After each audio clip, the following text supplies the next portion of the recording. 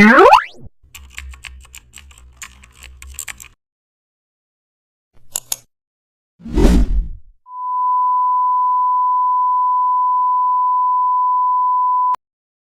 back to the channel. Today we are building a fast-paced digital marketing logo using arrow shape.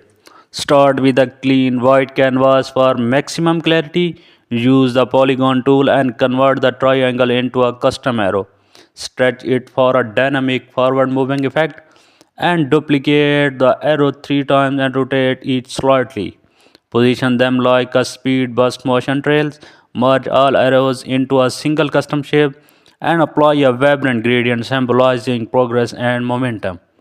Now add a circular base shape to anchor the symbol, reduce opacity of the circle to create depth, and add a crisp typography beneath the design. Adjust spacing for a corporate friendly layout, enhance the arrows with enough